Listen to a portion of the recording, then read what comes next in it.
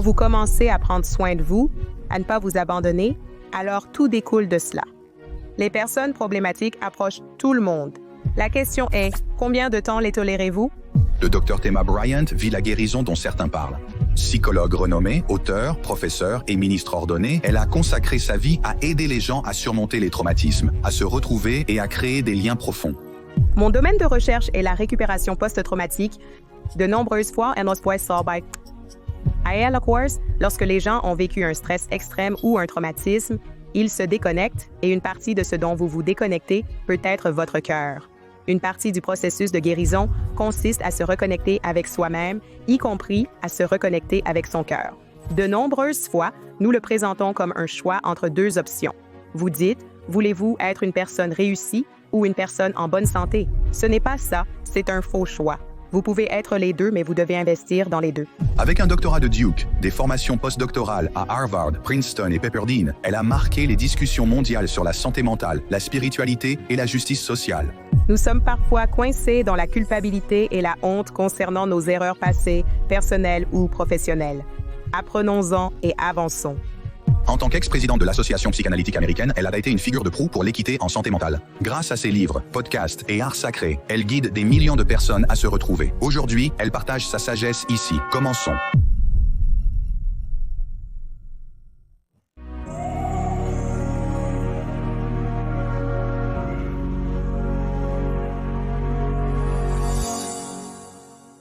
Je voudrais d'abord me concentrer sur le sujet principal de votre travail. Alors, qu'est-ce qui vous a fait concentrer sur le cœur comme clé d'une crise de santé mentale? Oui. Si souvent, nous ignorons nos sentiments et les gens peuvent même diaboliser ce qu'ils ressentent et dire « Vous savez, je me concentre juste sur la logique ou je prends des décisions basées sur ce qui a du sens et peut négliger. Quelles sont les choses qui vous apportent de la joie? Quelles sont les choses qui créent le désespoir ou la détresse pour vous? Quelles sont les choses que vous êtes en train de pleurer? Et donc, pour que nous soyons bien de manière holistique, cela nous oblige à prendre soin de nos cœurs et à ne pas considérer nos cœurs comme une réflexion après coup ou comme un problème.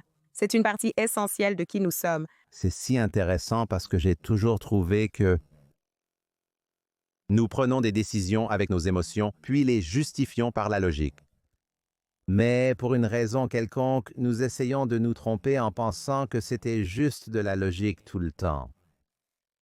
Alors, tout d'abord, expliquez simplement pourquoi nous faisons cela et donnez peut-être un peu de contexte sur la façon dont vos recherches ont évolué dans cette direction. Quel a été le point d'inflexion qui vous a poussé dans cette voie? Oui, absolument. Donc, mon domaine de recherche est en fait la récupération après un traumatisme. Si souvent les gens ont traversé des expériences très difficiles, qu'ils aient été la cible directe du traumatisme, ou qu'ils aiment et se soucient de quelqu'un qui a vécu une expérience traumatisante, individuellement, ou nous voyons aussi des traumatismes collectifs, que ce soit des fusillades dans les écoles ou un vétéran après la guerre. Et si souvent, lorsque les gens ont vécu un stress extrême ou un traumatisme, ils se déconnectent. Et une partie de ce dont vous pouvez vous déconnecter peut être votre cœur. Quand on demande aux gens leur ressenti à ce sujet, que répondent-ils? Oh oui, je ne sais pas. Ou pas du tout. Ils sont juste légèrement engourdis. Donc, une partie du processus de guérison consiste à se reconnecter à soi-même, y compris à se reconnecter à son cœur. Et j'ai l'impression que ce n'est pas facile. Ce n'est pas une chose facile à prouver. Si tout le monde pensait simplement « Hey, si je passais juste un peu plus de temps à me concentrer sur moi-même et à me concentrer sur ce que je ressens, mais je pense qu'il y a quelque chose d'effrayant là-dedans à aller regarder à l'intérieur. » Comme quoi, qu'est-ce qui se passe réellement avec le traumatisme? Quelle est la raison scientifique de cette déconnexion? Et vous parlez de ces exemples vraiment horribles de traumatisme. Mais je pense que la plupart des gens ont une sorte de traumatisme, un traumatisme de l'enfance, des choses avec lesquelles ils n'ont pas fait face, des choses qui ne sont pas aussi des événements terribles qui affectent toujours les enfants, comparables aux fusillades scolaires et à la guerre. Alors, Que se passe-t-il avec ça? donc, il devient vraiment une priorité pour les gens de se sentir en sécurité. Et donc, une façon dont nous pouvons nous sentir en sécurité est, vous savez, quand nous entendons les adolescents dire « je m'en fiche », vous savez, vous leur dites qu'il pourrait y avoir une mauvaise conséquence. « Je m'en fiche ». Et certains d'entre nous deviennent des adultes qui persistent à s'en convaincre pour éviter d'être à nouveau blessés. Nous ne voulons pas être déçus à nouveau. Alors, les gens pensent que la solution est l'illusion du contrôle. Et si j'essaie de contrôler tout dans mon environnement et d'essayer de me contrôler, y compris mes émotions, alors cela semble sûr pour les gens. Alors cela peut être faussement considéré comme fort. Vous savez, cette personne est si forte, rien ne les bouge ou rien ne les dérange. Et donc le cœur est devenu durci, comme un moyen de se sentir en sécurité, même si nous sommes déconnectés de nous-mêmes. Et avez-vous l'impression que cela va à l'encontre? Quel est, je suppose, l'héritage ou la manière traditionnelle de gérer cela? Oui.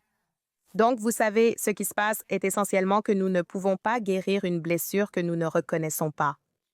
Donc, si je continue à dire que je vais bien, mais que je ne vais pas bien, je me plonge simplement dans le fait d'être un bourreau de travail, un perfectionniste, très motivé, mais je pense que je vais bien. Les conséquences négatives peuvent se manifester par de l'auto-négligence et de l'auto-abandon dans la façon dont je me traite. Cela peut être la façon dont je traite les personnes qui sont proches de moi parce que cela ne semble pas sûr ou confortable. Et donc, la façon dont je suis parent peut être affectée par mes blessures non guéries. La façon dont je traite mon partenaire peut être en vigueur de mes blessures non traitées. Il est donc important que nous commencions à nous dire la vérité, que nous avons traversé des choses qui étaient dérangeantes ou qui étaient bouleversantes, qui ont eu un impact, et que nous nous ouvrons ensuite à être transformés, à prendre une décision différente afin que mes blessures ne dirigent pas ma vie. Et je pense que, donc, vous dites que la plupart des gens ne réalisent même pas qu'ils ont ces... Les blessures d'enfance peuvent être considérées à tort comme faisant partie intégrante de la personnalité alors qu'elles nécessitent une attention particulière pour être guéries. D'accord. Parce qu'ils développent cette armure si tôt, ils ne se souviennent pas d'une version d'eux-mêmes avant qu'ils ne soient si défendus ou froids ou durs. Et donc, ce que je dis, c'est que ce n'est en fait pas vous. C'est votre blessure. Vous n'avez jamais eu l'occasion de développer un vous qui coule librement. Mais vous pouvez le développer même à l'âge adulte. C'est possible. Et puis quand ils ne guérissent pas ces blessures,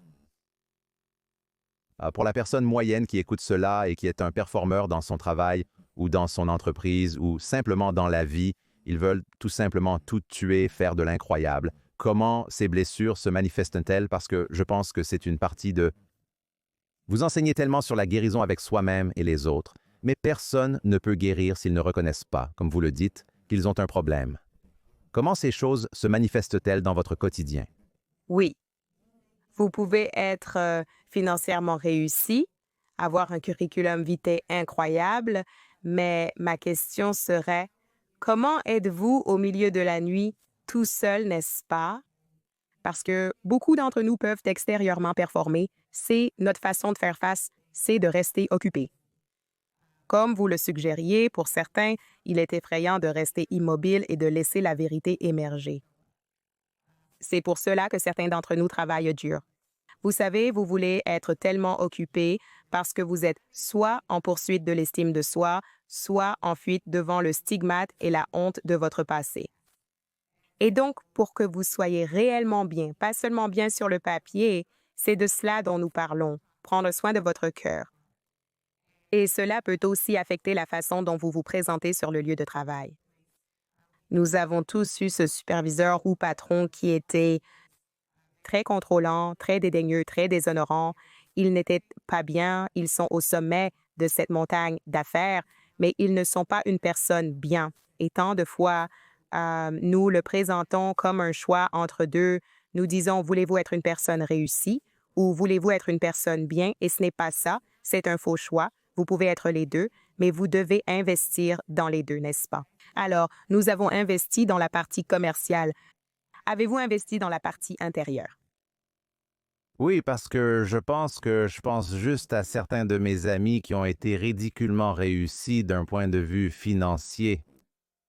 Et vous savez, Ils ont leur sortie où ils construisent leur entreprise et ensuite la relation avec les enfants n'est pas géniale, où ils divorcent de leur femme, où et ensuite ils. Vous voyez ces histoires folles, absolument folles de personnes qui ont eu comme une sortie de 100 millions de dollars, puis ils sont déprimés.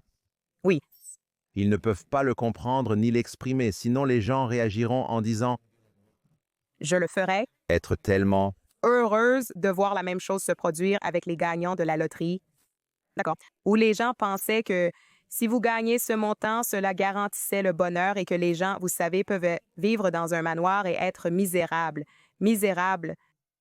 Vous mélangez le cœur et vous mélangez, comment dire cela, vous mélangez le cœur et vous mélangez la science et puis vous mélangez l'âme, tout cela dans cette formule de guérison. Pourquoi est-il important de combler ces lacunes? Traditionnellement, je veux dire, vous étiez président de l'Association psychanalytique américaine, ce qui était tout simplement phénoménal. Est-ce que le manuel traditionnel de l'Association psychanalytique américaine dit que vous mélangez la science, l'âme et le cœur pour guérir quelqu'un, ou est-ce une sorte de nouvelle idée originale? Alors, une des belles choses, une tendance qui se produit en psychologie, est une attention accrue à notre spiritualité, foi ou religion, qui ramène la psychologie à ses racines, qu'il ne s'agit pas seulement de nos cognitions, mais de vraiment nous considérer de manière holistique. Donc, vos pensées, vos émotions, votre comportement, votre sens de ce qui est sacré pour vous, vos relations et votre communauté, c'est donc une partie cruciale. Et nous avons des recherches solides sur ces éléments que nous appellerons des facteurs de protection qui, lorsque vous traversez les difficultés de la vie, le stress de la vie, avoir un sens de ce qui est sacré pour vous et ou avoir une communauté, ces choses peuvent nous protéger et nous aider à faire face aux défis de la vie. D'accord? Donc cela a du sens. Vous devez tenir compte de tous les facteurs qui impactent vos données. Comme vous ne pouvez pas vous guérir complètement en disant que je vais me logiquer à faire un travail intérieur et une recherche interne, mais je vais enlever les émotions de cela. Je vais enlever la spiritualité de cela, ce que je pense que les gens ont tendance à faire. Les personnes qui ont des performances élevées, des personnes logiques, comment puis-je tout réparer avec une solution, un modèle ou un guide? Et vous dites que c'est la mauvaise attitude à adopter dans tout cela. Oui, vous voulez dire que je ne vais pas ignorer ou censurer des parties de moi-même. Je veux être pleinement ancré dans la vérité et donc nous nous disons à nous-mêmes quelle partie de vous vous manque, quelle partie de vous avez-vous appris à supprimer ou à ignorer, ou que pour être réussi, je ne peux pas être connecté à des sentiments, ou pour être réussi, je ne peux pas avoir de relation. Il y a donc ces fausses notions que nous avons reçues et que nous allons ensuite enseigner aux personnes après nous. Vous savez, certaines personnes qui ont été guidées pour croire que ces choses étaient vraies, et pourtant, peut-être que la personne qui les guide a encore des blessures ou des aspects de sa vie qui ne sont pas accomplis. Alors comment pouvez-vous dire si un trait de personnalité vous sert ou peut-être vous fait du mal? Parce que certaines personnes, encore une fois, certaines personnes ont adopté ces traits de personnalité. Ils ont construit toute leur carrière dessus. Quels sont les signaux que les choses sont brisées dans votre vie? Oui, donc vous savez, vous regardez ce que vous gagnez en étant d'une certaine manière, mais vous voulez aussi compter le coût, n'est-ce pas? Donc si je dis, eh bien, vous savez, la clé du succès est que je ne dors que 5 heures et c'est pourquoi je travaille quand les autres dorment. C'est la clé du succès. J'en fais plus pendant que les autres dorment. D'accord, donc vous avez eu quelques heures de sommeil supplémentaire. Je veux dire, quelques heures de travail supplémentaire. Mais qu'avez-vous abandonné pour cela? N'est-ce pas? Qu'est-ce que cela vous a coûté? Non seulement durant cette période, mais on peut aussi s'interroger sur la qualité du travail effectué.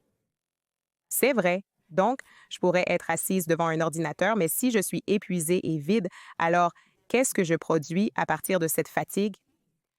Et j'exige aussi cela de mon équipe.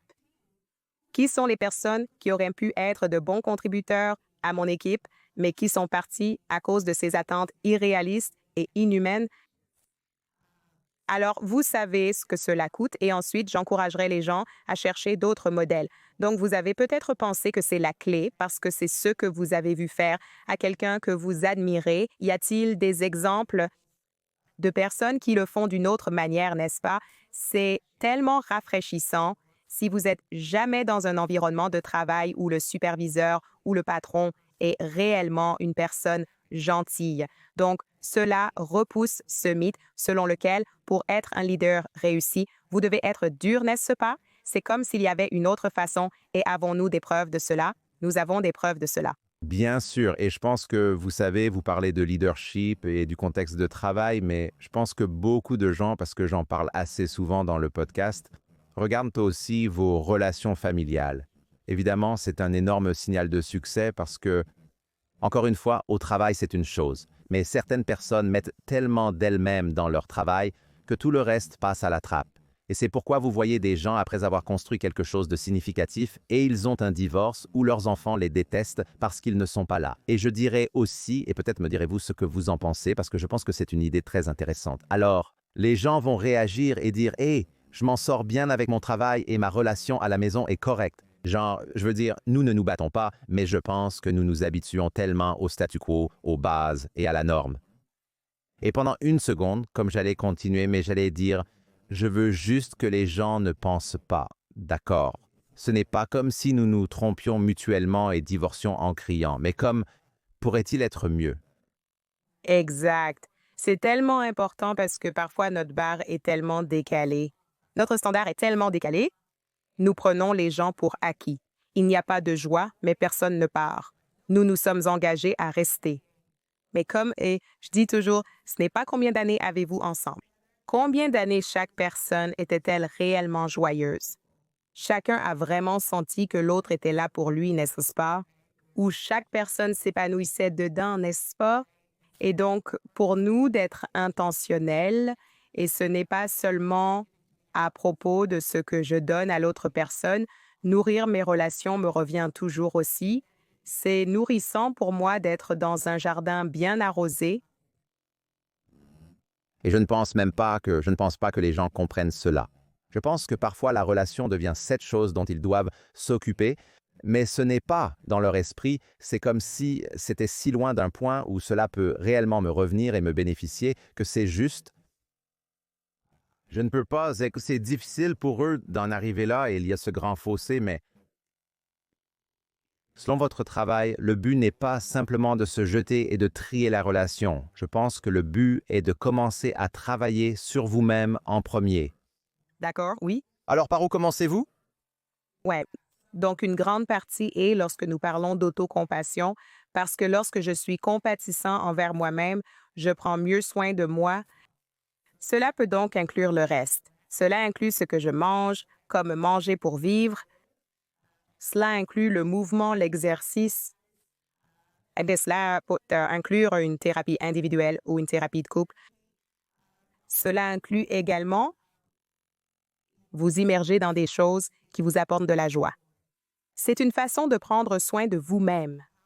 Howard Thurman, son théologien, a dit « Faites la chose qui vous fait vous sentir vivant parce que trop peu de gens sont réellement vivants. » Et donc, c'est comme le soin de mon corps physique, mais aussi émotionnellement et spirituellement. Vous savez, ce qui me nourrit, ce qui me nourrit. Cela inclura aussi la mise en place de limites. Alors, quelles sont les choses et les personnes à qui je dois dire non pour mieux me respecter et protéger ma paix et mon bien-être? Je ne peux pas continuer à dire oui à tout et être tiré dans 1 million de directions.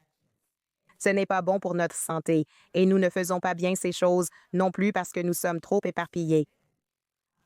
Et donc, je l'appelle la bénédiction des limites. Alors, bénissez-vous avec la sainteté du non. À quoi vais-je dire non? Et cela, souvent pour certains d'entre nous, ceux qui sont plus du côté des gens qui cherchent à plaire, nous devons probablement faire une pause avant de répondre. C'est vrai. Si quelqu'un vous demande de faire quelque chose au lieu d'un oui automatique, faites une pause. Parfois, obtenez plus d'informations parce que vous ne savez pas combien est requis par ce qu'il demande. Réfléchissez-y et sachez que vous n'avez pas à dire oui à tout. J'ai l'impression que tout le monde, je ne sais pas, et on dirait que tout le monde essaie de suivre tout le temps et ce que vous avez mentionné sur la création d'espace pour poursuivre ce qui vous apporte réellement de la joie et ce que vous aimez réellement. Je ne pense pas pouvoir compter beaucoup de personnes que je connais qui créent de l'espace dans leur vie. Je pense que tout est très réactif. Je pense que vous avez votre travail, votre famille et l'emploi du temps de vos enfants. Si vous avez un peu de temps, vous allez peut-être à la salle de sport. Mais je pense que les gens vivent beaucoup de vie de manière réactive. La première étape est de créer cet espace. Si vous vivez de manière réactive, vous ne pouvez pas trouver la joie. Oui, et pour certains d'entre nous, certaines personnes ont été élevées pour se sentir coupables de prendre du plaisir, pour se sentir coupables de se détendre. Vous savez, en fonction de votre type de culture familiale, cela aurait pu être une mauvaise chose de, je cite, simplement rester assis, n'est-ce pas? Que vous ayez constamment besoin d'être occupé. Et donc, certains d'entre nous ont été amenés à croire que notre occupation équivaut à notre valeur. Alors, nous sommes comme « je suis réservé et occupé, je suis réservé et occupé, et je dois avoir plusieurs sources de revenus. Et si j'aime quelque chose et que je n'en tire pas d'argent, alors c'est un problème. » C'est ta joie, c'est ta joie. Je pense que c'est le cas de la plupart des gens. Oui, Je pense que c'est le cas de la plupart des gens, malheureusement. c'est vrai. Et en poursuivant quelque chose, vous savez, c'est une configuration sociétale pour ne jamais avoir de satisfaction, pour ne jamais être content, pour que ce ne soit jamais suffisant. Vous savez, je pratique à Los Angeles et donc un certain nombre de mes clients sont très réussis. Mais même s'ils ont une certaine forme de succès, ils regardent toujours, genre, qui est une étape devant eux, n'est-ce pas? C'est comme si j'étais dans le magazine, mais pourquoi pas en couverture? C'est toujours insuffisant, vous savez. J'adore comment, vous savez, plus nous nous enfonçons dans ce sujet, c'est très évident. C'est comme beaucoup de friction dans le fait d'être heureux, dans le travail intérieur et la découverte qu'il y a tant de friction. Vous venez de mentionner un bon point, la société. Et je continue de penser que je veux parler de comment construire des relations avec les autres. Mais je pense qu'il est injuste d'aller là-bas, car les gens essaient encore de comprendre ce dont je suis maintenant conscient. La société et les médias sociaux ont instauré la comparaison. Tout le monde dit qu'ils doivent en faire plus, être plus productifs, gagner plus d'argent. Y a-t-il une sorte de stratégie? Je ne veux pas dire que ça sonne si robotique, mais juste quelque chose que quelqu'un peut faire maintenant qui fait partie de tout cela, tous ces signaux, toutes ces entrées, ils sont comme je ne sais pas comment éteindre parce que ma femme, mes amis, ils jouent tous à ce jeu de besoin de plus en plus. Comment puis-je me déconnecter? Comment puis-je me retirer de la matrice, pour ainsi dire? Oui, je pense que l'une des choses est en fait de célébrer nos victoires et de célébrer les victoires de nos amis et de notre famille. Quand nous sommes si perpétuellement poussés à vouloir plus, nous ne prenons même pas le temps de profiter de la bonne chose qui s'est passée, n'est-ce pas? Vous voyez des gens dans les médias qui vous demandent « Alors, quels sont vos projets? » Et c'est comme s'ils étaient actuellement en tournée pour un film à succès, mais non, c'est ce qui vient ensuite. Donc, c'est comme si je voulais m'asseoir dans la beauté de ce moment présent. D'accord, nous verrons la suite. Mais en ce moment, je suis très enthousiaste par rapport à ce que je fais ou ce que j'ai fait. Et nous pouvons créer ce climat avec notre famille et nos amis aussi. Parce que certains d'entre eux, comme vous l'avez dit, sont comme partis pour le prochain. C'est comme si on disait « Arrêtons-nous et célébrons. C'est génial ce que vous avez accompli. » Je pense que plus vous vous habituez à célébrer et à créer de l'espace pour les victoires, cela commence à devenir plus... Normal, c'est C'est pas normal parce que vous ne le faites pas. comme ça. Vous le faites assez. Ça commence, ouais. Oui, ouais. Et puis, vous pouvez changer la culture de votre cercle.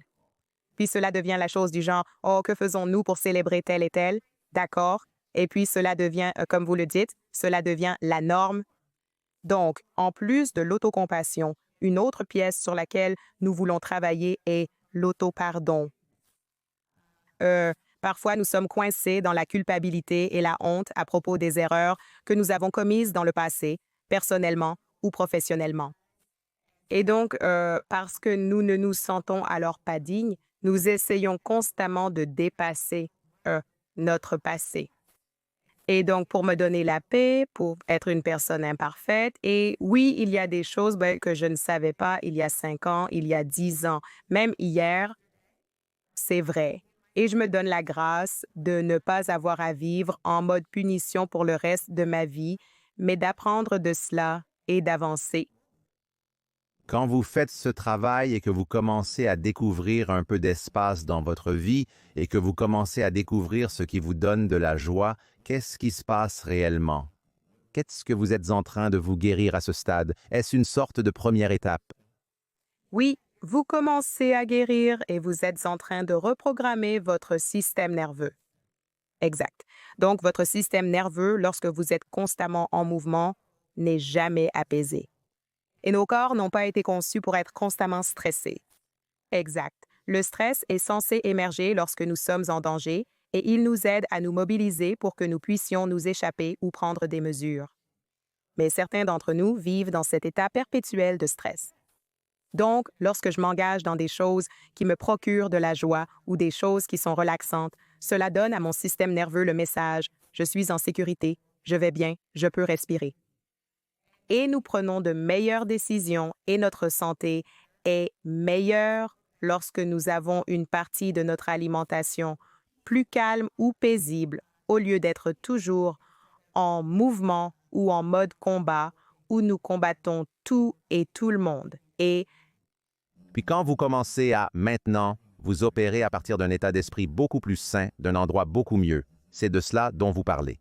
Vous êtes maintenant en train de guérir, vous guérissez votre esprit, vous guérissez votre cœur, et c'est le travail interne. Y a-t-il d'autres idées concernant le travail interne que les gens devraient connaître avant de commencer à essayer de réparer les relations avec les autres? d'accord. Donc, une partie peut consister à guérir les blessures de vos relations passées. Donc, lorsque vous avez eu des relations passées malsaines, vous avez souvent pu généraliser ou vous avez élaboré une certaine cognition, certaines pensées, certaines règles sur le fonctionnement des relations qui étaient basées sur celles dysfonctionnelles dans lesquelles vous étiez. Et donc, vous pouvez apporter ce même schéma à de nouvelles personnes parce que vous ne l'avez pas guéri. Donc, je dis toujours, au lieu de passer d'une relation à l'autre, laissez-moi faire une pause, guérir, apprendre la leçon pour ne pas avoir à répéter la classe. Si nous avons tous ces traumatismes dont nous ne sommes pas conscients parce que nous guérissons notre cœur, nous guérissons notre âme, nous devenons simplement plus centrés. Nous fixons nos limites de devenir une personne plus centrée.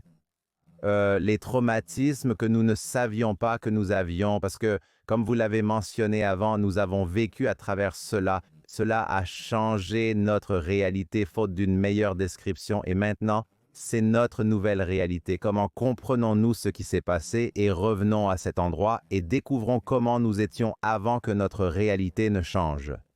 D'accord? C'est ça dépend de l'âge que vous aviez à l'époque. Donc, vous savez si les choses étaient assez routinières et assez sûres jusqu'à la personne avec qui vous sortiez à 17 ou 22 ans.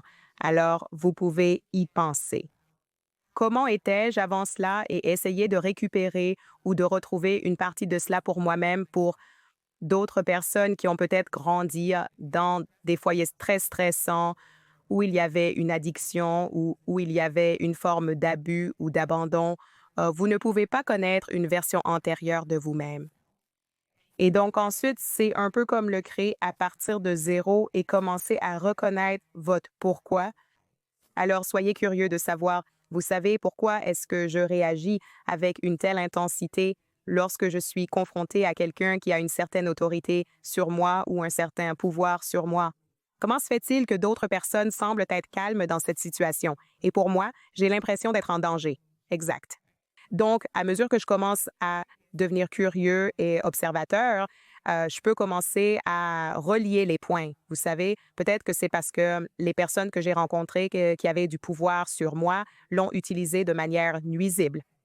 Et donc maintenant, je suis toujours sur mes gardes pour que cela se produise. Donc, bien sûr, ce travail est plus facile à réaliser si nous sommes en thérapie, quelqu'un qui peut vous aider à traverser ce processus. Mais si vous le faites avec des livres d'auto-assistance et en tenant un journal, c'est cette curiosité et cette observation. Avec votre travail, vous avez découvert un lien significatif entre le travail sur soi et le travail sur la relation. Quand vous commencez à travailler sur vous-même, qu'arrive-t-il à vos relations? Quel est le lien entre les deux?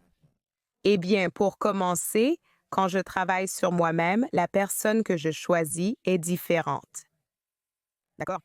Si je suis dans un état de négligence et que je ne me sens pas bien dans ma peau, alors beaucoup de choses inacceptables deviendront acceptables parce que je me dis que c'est le mieux que je puisse obtenir ou que je devrais simplement être reconnaissante qu'il m'ait choisi.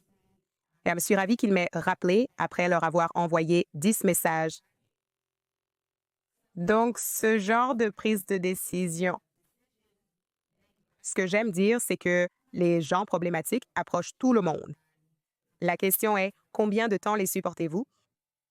Et quand je me sens mieux dans ma peau, je ne ressens pas le besoin de convaincre les gens de ma valeur. Je ne ressens pas le besoin de rester si longtemps dans des situations toxiques. Je suis plus capable de laisser les choses aller ou de reconnaître ce qui s'aligne avec moi. Et aussi, une partie de ce désespoir diminue parce que j'apprécie ma propre compagnie. Et puis, vous savez, si je rencontre des amis ou un partenaire qui s'aligne avec cela, ce sera beau, mais je n'ai pas besoin de remplir cette place aujourd'hui, n'est-ce pas? Si je ne peux pas me supporter moi-même, alors c'est comme si n'importe qui venait, je vais le mettre à cette place parce que je ne veux pas être seule. Quelles sont certaines des façons? Alors, maintenant, concentrez-vous sur les bonnes relations dans votre vie, que ce soit au travail, avec votre partenaire ou conjoint, ou avec vos enfants si vous en avez déjà. Ces connexions positives sont essentielles. Vos enfants ne sont pas nouveaux dans votre vie. Ils ont toujours été là. Vous avez fait un peu de travail sur vous-même. C'est ça. Comment renforcer ces relations dès le début? Ou comment faites-vous même pour comprendre si ces relations ont besoin d'être renforcées? Ce que je pense, même si elles ne sont pas mauvaises comme nous en avons parlé auparavant, elles pourraient toujours être meilleures. Oui, donc l'une d'elles est en approfondissant notre communication. Donc, nous n'avons peut-être pas une communication problématique où les gens ne se crient pas dessus et ne se maudissent pas, mais est-ce que les gens partagent réellement au niveau du cœur et nous pouvons créer ce changement ou cet approfondissement en introduisant ce dialogue? Par exemple, pendant la pandémie, mes 2 enfants étaient, vous savez, à la maison à faire l'école en ligne. Et donc, pendant le dîner, nous aurions une conversation sur, vous savez, quelle était la meilleure et la pire partie de la journée. Et je partagerai aussi. Et ma transparence sur la difficulté pour nous, vous savez, d'être à la maison ou de ne pas voir d'amis, c'était comme un laisser-passer pour eux, pour qu'ils commencent à partager, contrairement à une éducation qui dit simplement que vous devriez être reconnaissant ou, vous savez, vous ne devriez jamais être déçu ou triste ou en colère. Et donc, en étant plus ouverte, cela crée plus d'ouverture dans mes relations. Vous créez donc plus d'ouverture, approfondissez vos relations et entamez des conversations plus profondes. Comment renforcez-vous ces conversations, ces relations, si la personne avec qui vous travaillez ou essayez de construire une relation n'a pas fait le travail que vous avez fait? Parce qu'il faut 2 personnes pour construire une relation. Et ensuite, ce que vous ne voulez pas, disons, utilisez-moi comme exemple. Je fais tout ce travail sur moi-même. J'essaie de construire une relation plus profonde avec ma femme et nous avons une relation incroyable. Je ne veux pas que cela soit mal interprété, mais je ne veux pas que les gens pensent que Scott doit faire beaucoup de travail et que Gina n'est pas heureuse. Disons que je veux faire un travail et qu'elle ne l'a pas fait. Et puis elle se demande ce qui se passe et pourquoi il agit si étrangement. Qu'est-ce que ce nouveau toi qui est? Et je pense que cela pourrait être rebutant pour quelqu'un qui est dans ton cercle ou même oublie ton partenaire, un collègue, un partenaire d'affaires. Cela pourrait être incroyablement rebutant parce qu'ils n'ont pas cette connexion romantique et intime avec toi. Leur relation s'apparente presque à une transaction commerciale. Et tu veux et tu comprends que d'avoir une relation plus profonde et plus significative avec cette personne sera positif de l'autre côté. Mais ils ne veulent pas suivre le même chemin que toi ou ils ne comprennent pas ce que tu as fait. Oui. J'apprécie la question car pour moi, il est si important de ne pas enjoliver les choses ou d'être comme ce conférencier motivant, comme si tout allait bien se passer. Guérir et changer a un prix. Vous réaliserez que certains préféraient votre ancienne version, votre brisement convenait à certains. Certaines personnes ont bénéficié de votre insécurité, vous savez, de votre voix réduite au silence, de vous étant un paillasson, de vous n'ayant jamais vos propres opinions, mais faisant tout ce qu'ils disent. Certaines personnes adorent ça, et donc, lorsque vous commencez à guérir et à regarder plus profondément et à parler d'un endroit plus profond, alors cela changera les choses. C'est un effet de répercussion. Donc, certaines personnes changeront avec vous et certaines personnes s'estomperont. C'est dur. C'est le cas et je veux aussi dire que par rapport au mariage, il y a différentes façons de travailler sur nous-mêmes. Donc, je trouve vraiment important que nous ne nous retrouvions jamais à l'endroit où notre chemin est le seul chemin. Donc, s'ils ne le font pas à notre manière, alors nous sommes comme ils ne font pas le travail. Et vous savez, un exemple qui vient juste, pour moi, c'est de travailler avec un couple et la femme est vraiment dans les livres d'auto-assistance et le gars n'est tout simplement pas un lecteur. Il n'a jamais été intéressé par les livres. Tout le temps qu'ils étaient en couple et maintenant qu'ils sont mariés, elle essayait de le présenter comme s'il ne lisait pas ses livres, il ne se soucie pas du mariage et c'est comme si ce n'était pas vrai. Comme quand tu étais avec lui, il n'était pas intéressé par les livres, mais quelles sont les autres façons dont il démontre son attention et son désir pour que vous ayez un mariage sain? Donc oui, il est juste important que nous élargissions notre idée de ce à quoi ressemblent les voies de l'amélioration de soi. Il doit y avoir quelque chose à propos de voir le développement à travers le prisme de l'autre personne, comme marcher dans ses chaussures. Cela semble cliché, mais c'est tellement vrai et je pense que c'est tellement drôle. Nous oublions les dictons les plus clichés et les plus sensés lorsque nous essayons de construire des relations. Mais ils sont très vrais parce que si nous faisons tout ce travail et l'autre personne montre du soutien, de l'amour, de la camaraderie, de l'amitié d'une manière différente, ce que j'ai trouvé être la partie non toxique, toxique est le mauvais mot, mais la partie négative de faire l'auto-assistance et le travail sur soi, c'est que vous imposez exactement la même chose à quelqu'un d'autre et ensuite vous essayez d'augmenter leur standard sans même qu'ils comprennent que vous jouez à un tout autre jeu. C'est vrai, oui, nous faisons non seulement le centre, mais aussi la norme. Donc, si tu ne fais pas ce que je fais, alors tu n'es pas prêt ou tu n'es pas sérieux.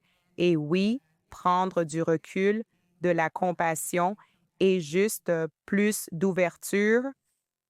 Parce que le but de tout cela n'est pas que vous pensiez avoir fait le travail et que maintenant vous êtes meilleur que tout le monde. C'est vrai, alors nous devons tout recommencer. Exactement. Exactement. Et je suis sûr que vous voyez cela. Je suis sûr que vous voyez cela. Pour certains, cela devient une question d'ego. Ouais. Ensuite, c'est comme, hey, maintenant tu ne peux toujours pas te voir, n'est-ce pas? Parce que tu as cette sorte de sens exagéré de soi. Ce que nous savons que ce sens exagéré de soi est un couvert pour l'insécurité. Que réserve l'avenir pour les affaires? Demandez à 9 experts et vous aurez 10 réponses différentes. Marché haussier ou baissier, inflation en hausse ou en baisse. À ce stade, une boule de cristal serait nécessaire. Donc, je regarderai à co-créer des moments de joie ensemble qui sont hors de notre norme. Donc, cela peut être comme s'ils ne veulent pas lire le livre, mais l'auteur donne une conférence en ville et donc, pour voir s'ils veulent être, vous savez, ils peuvent être plus ouverts à écouter quelqu'un parler s'il est un orateur intéressant que de lire tout le livre ou, vous savez, faire de l'équitation ou quoi que ce soit, comme une expérience différente qui peut nous étirer au lieu de rester stagnant ou, vous savez, tout ce que nous faisons, c'est comme aller chacun de notre côté et nous sommes comme des colocataires, mais nous sommes déconnectés. Ouais. C'est comme si tu faisais pour toi-même ce que tu as déjà fait. Tu crées de l'espace pour la joie parce que tu comprends que la majorité des gens n'ont pas de joie dans leur vie. Ils sont sur une roue de hamster avec tous ces engagements, pressés de suivre le rythme. Et c'est pourquoi, tu sais, beaucoup de fois, les gens commencent à penser à leur mariage ou relation juste comme une obligation ou un devoir ou des factures, parce que ce qui a été négligé dans cela est l'amitié et c'est la joie. Quel serait le plus grand en ce qui concerne la construction de relations? Des relations significatives comme des relations centrées sur le cœur, des relations centrées sur l'âme. Quelle pensez-vous être la plus grande idée fausse sur comment le faire? Une grosse erreur que les gens font est d'essayer d'être qui ils pensent que la personne veut et de ne pas être honnête. Donc, vous savez, nous pourrions penser que nous protégeons leurs sentiments. Parfois, nous évitons le conflit, mais nos émotions n'ont pas changé, de sorte que nous pouvons avoir un ressentiment croissant et l'autre personne n'a aucune idée que quelque chose ne va pas. Donc, je dirais que le manque de communication et le fait de prétendre être d'accord avec des choses avec lesquelles nous ne sommes pas d'accord. Quand vous gardez ce ressentiment envers quelqu'un pendant si longtemps? Ouais. Je suis sûr que vous voyez ce qui se montre, mais je suis sûr qu'il y a des problèmes de santé physique, des problèmes de santé mentale, tout ça. Ouais. Y compris, il y a des recherches sur la colère refoulée chez les femmes qui se manifestent par des maladies auto-immunes. Cela peut se manifester dans notre système respiratoire, vous savez, chez les femmes et les hommes, notre système reproducteur, notre système digestif. Beaucoup de choses concernant la santé intestinale sont liées à nos niveaux de stress. Il est donc important que nous nous exprimions. Pour construire quelque chose de réel, nous devons être authentiques. Si nous faisons semblant tous les deux, nous n'aurons pas de véritable fondation. Oui, et juste certaines des parties les plus difficiles des relations, donc les problèmes de confiance, la trahison, le conflit personnel et professionnel, vous savez, les leçons se croisent à la fois. Quel est le conseil pour quelqu'un pour maintenir ses relations à travers le conflit? Et ensuite, je demanderai aussi à propos de la trahison, parce que évidemment, c'est un énorme en travail ou avec un conjoint infidèle ou quelque chose, ou même pas, même si sérieux. Donc, d'abord, le conflit, donc vous avez fait ce travail. Comment faites-vous? Vous avez un conflit avec quelqu'un, vous ne voulez pas tout jeter par la fenêtre, que faites-vous? Oui, donc, une des choses avec le conflit est de reconnaître que certaines choses ne sont pas si profondes, n'est-ce pas? J'aime dire que certaines choses ne méritent pas de drame. Alors, sommes-nous vraiment en train de nous énerver à cause de ça? Et s'il y a une grande agitation pour quelque chose qui semble petit, alors vraiment, ce n'est pas le problème. C'est comme, de quoi vous disputez-vous vraiment? Parce que ça ne correspond pas. L'intensité ne correspond pas au sujet, n'est-ce pas? Alors, je pense qu'une partie de cela consiste également à reconnaître que votre conjoint n'a pas à être d'accord avec vous sur tout. Certaines personnes prennent sincèrement le désaccord pour du manque de respect, n'est-ce pas? Comme comment ose-t-il me manquer de respect en ayant une opinion différente? Ce n'est pas un manque de respect. Ils ont simplement eu une expérience de vie différente de la vôtre. Donc, ils arrivent à une conclusion différente sur ce sujet particulier.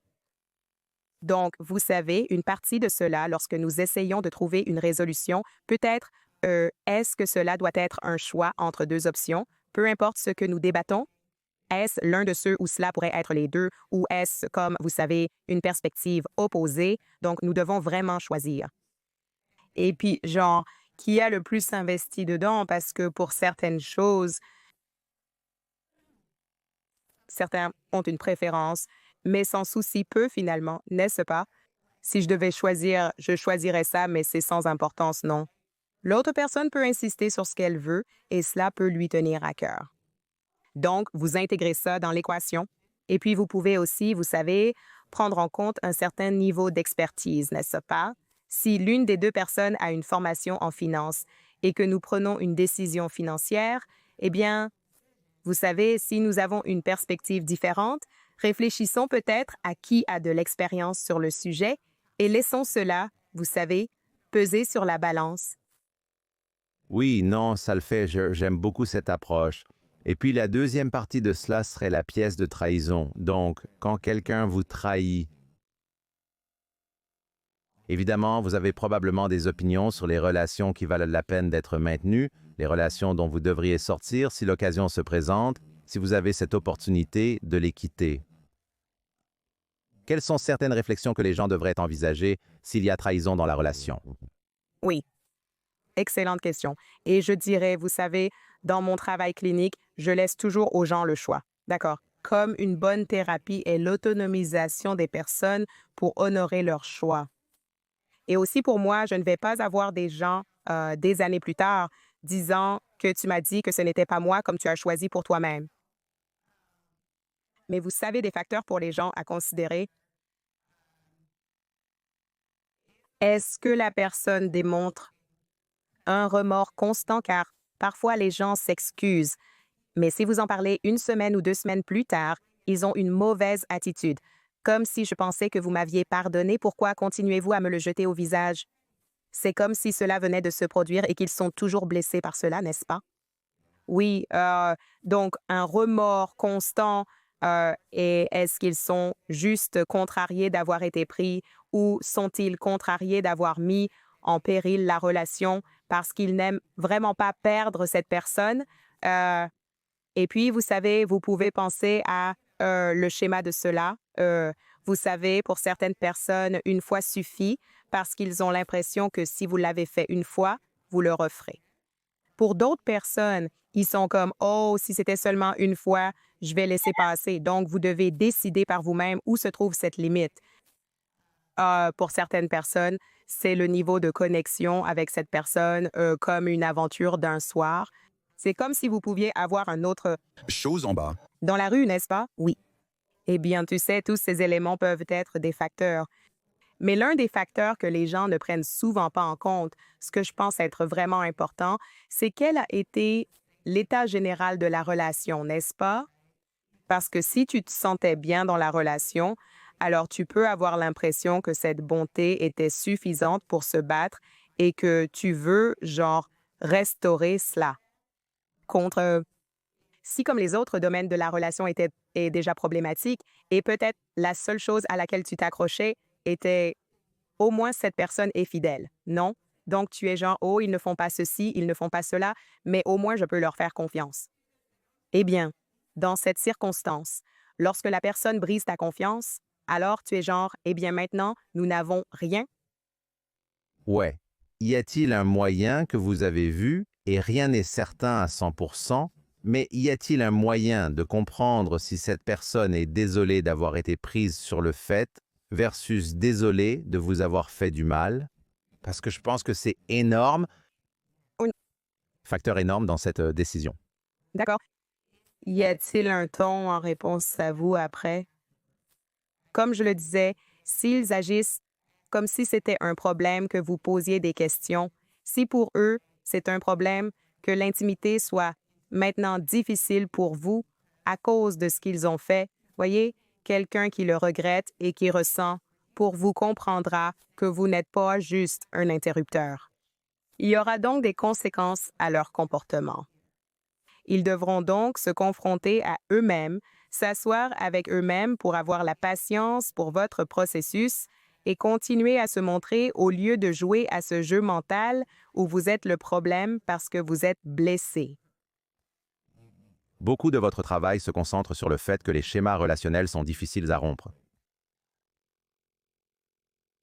Pensez-vous qu'il y a des moments où une erreur, une trahison, une tromperie, n'est-ce pas un schéma? Ou est-ce le signe de quelque chose à l'avenir dont les gens devraient se préoccuper davantage? Il est vrai que le meilleur prédicteur du comportement futur est le comportement passé.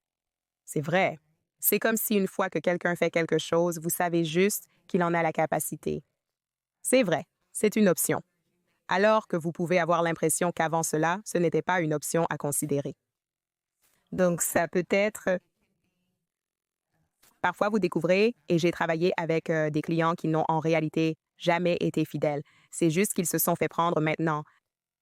Exact. Et vous savez, les gens qui sont transparents avec moi diront, je ne suis pas sûre de pouvoir être comme certaines personnes avant le mariage et pendant le mariage qui avaient toujours des gens à côté qui savaient ou ne savaient pas qu'ils étaient mariés.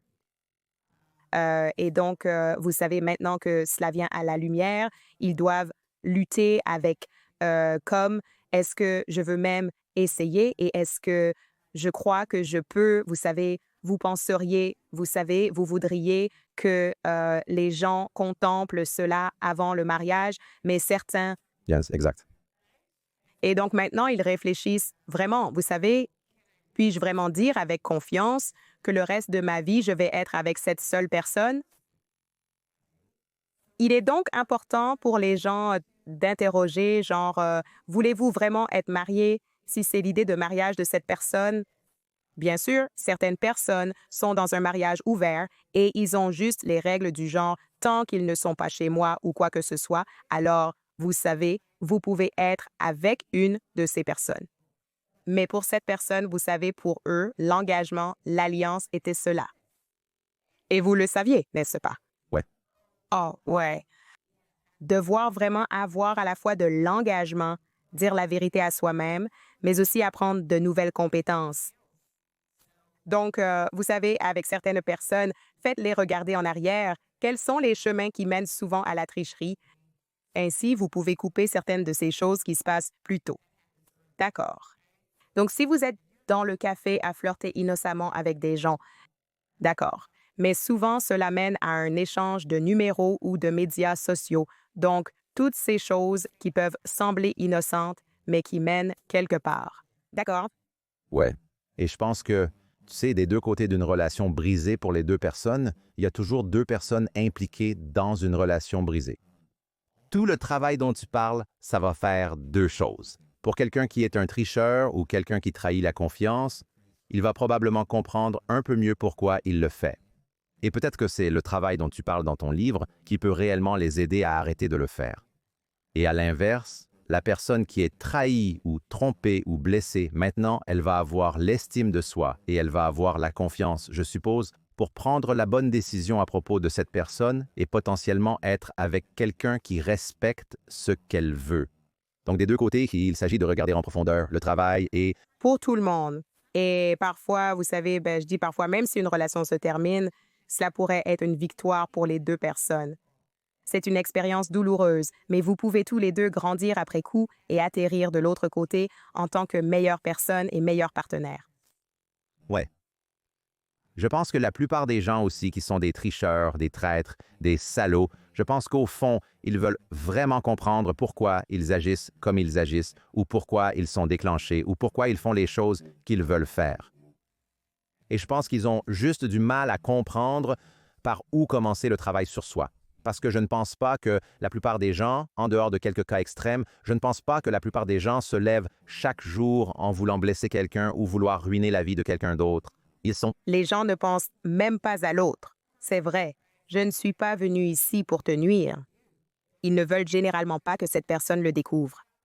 Souvent, c'est une façon de nourrir l'ego, un sentiment comme voici cette personne qui m'admire ou qui semble s'intéresser à moi. Et comme s'il n'y avait aucun travail émotionnel impliqué. Exact. Nous pouvons simplement nous présenter, nous retrouver quelque part, avoir cette rencontre. Et c'est comme tout le plaisir et aucun travail. Exact. Ensuite, ils associent la maison à comme le travail de la famille et du mariage et toutes ces choses. Et tu sais, certains, en particulier certains garçons et hommes, ont grandi en se faisant dire que comme le nombre que tu as est le reflet de ta valeur et de ta valeur, donc comme plus c'est ça que le plaisir n'est en fait même pas tant le physique et sexuel, intimité. Mais la conquête, genre, j'ai eu celui-ci, c'est pourquoi ils te mettent dans une autre catégorie une fois que tu as dit oui, ils sont genre, OK, je les ai eus, mets-les là-bas, maintenant qui vais-je avoir? Oui? Et je pense que j'ai déjà entendu ça avant. Je veux dire, je sais que beaucoup de ton travail se concentre sur les relations et c'est vraiment une partie très importante de la vie de tout le monde, évidemment. Mais j'ai aussi entendu dire que, tu sais, je ne ferai pas affaire avec quelqu'un qui trompe sa femme parce que s'ils peuvent tromper leur femme, alors comment je sais qu'ils vont me rester fidèles en tant que partenaire d'affaires si tu fais déjà du mal à la personne qui est la plus importante au monde pour toi, non? Oui, c'est un bon point. Nous disons comme le caractère, l'intégrité, et je devrais aussi dire le mot discipline. Tu sais, il faut de l'autodiscipline pour dire que je vais dire non à ce plaisir temporaire parce que ma priorité est cette valeur à long terme. Oui. Quelle serait une idée ou tu peux répondre à cela de deux façons. Je dirais une idée importante du livre dont je ne t'ai pas demandé et que j'aurais dû te demander que tu veux laisser à l'audience. Ou aussi, cela pourrait simplement être le point le plus important à retenir du livre que tu penses que le public devrait savoir que s'ils lisent tout le livre et qu'ils ne retiennent qu'une seule chose, ce que ce serait. Donc, je pense qu'un aspect important du livre que nous n'avons pas abordé est un chapitre sur comment libérer quelqu'un qui ne vous aime pas. Et beaucoup de gens passent des mois, voire des années, à attendre que quelqu'un les choisisse et, vous savez, à s'accrocher à ce genre de fantasme ou de rêve qu'un jour cela se produira. Et donc, vous savez, c'est important, vous savez, la première étape de ce processus dont je parle est de reconnaître la vérité, qui est que vous n'avez pas à les libérer parce qu'ils sont déjà partis. Ils ne sont déjà plus à vous. Donc, cette idée de genre, comment vais-je les laisser partir? C'est comme s'ils n'étaient pas avec vous, ouais. Donc, et savoir que nous mettons nos vies en pause. Vous savez, il pourrait y avoir des gens qui aimeraient soit être votre ami, si c'est un ami, aimeraient être votre partenaire, mais parce que vous êtes tellement pris dans cette idée de qui vous pensiez que ça allait être et quand vous pensiez que ça allait être, que vous manquez votre vie. Et donc, nous voulons aussi regarder dans ces circonstances si c'est un modèle ou un cycle, comme pourquoi je continue à choisir des gens qui ne me choisissent pas ou pourquoi je continue à choisir des gens qui ne sont pas disponibles. Nous pouvons être émotionnellement indisponibles. Et donc, je peux choisir des gens qui sont autrement distraits et je n'ai jamais à faire face à une véritable intimité et connexion. Les gens ont du mal à accepter cette idée. Oui. Ouais. C'est plus facile de continuer à essayer peut-être Comme s'habiller de cette façon ou envoyer ce message ou faire cette chose. Donc, encore une fois, ce rappel que tu es déjà suffisant. Tu es suffisant et les personnes qui s'alignent avec toi, qui te valorisent, verront cela et désireront une connexion mutuelle avec toi au lieu que tu sois toujours le poursuivant. quand tu fais ce travail sur toi-même, la première étape, tout cela devient, je suppose, beaucoup plus facile à voir. Oui. Quand tu commences à prendre soin de toi et à ne pas t'abandonner, alors tout découle de cela. Alors je suis comme ancrée dans la vérité, ancrée dans la compassion pour moi-même. Je veux donc non seulement choisir des personnes, mais je veux aussi agir d'une manière qui honore mes valeurs et ma vérité. Incroyable. Le livre sera disponible partout où vous pouvez obtenir des livres. Les gens pourront s'y procurer pour se connecter avec vous à sa sortie. Et la dernière question que j'aimerais poser, parce que vous avez beaucoup donné aujourd'hui, mais aussi dans votre vie, vous avez eu beaucoup de perspicacité, de sagesse, d'expérience. Parmi toutes les choses que vous avez apprises dans votre vie, faisons semblant que vous ne pouvez transmettre qu'une de ces leçons à vos enfants parce que c'est la leçon la plus importante. Cela pourrait concerner les affaires, la vie. Cela pourrait concerner le traumatisme, la guérison, n'importe quoi. Peu importe. La chose qui est la plus importante pour vous, vous voulez la transmettre à vos enfants. Quelle serait cette leçon et pourquoi? Oui, je voudrais que mes enfants vivent à partir d'un endroit de sacré. Donc, lorsque vous vous traitez comme si vous étiez sacré, cela signifie que vous vous honorez et vous vous valorisez, puis vous construisez des relations et vous traitez les autres de manière sacrée. Et puis, plus grand que cela, parce que je suis, vous savez, l'un de ces rêveurs qui veulent changer le monde. Vous savez, si j'ai des idées sur la façon de voir l'humanité de manière sacrée, alors quel que soit le travail que je choisis de faire, pour moi, cela devient comme un acte de ministère ou de service ou de soins collectifs. Et donc, je dirais, soyez sacrés et vivez de manière sacrée. Merci.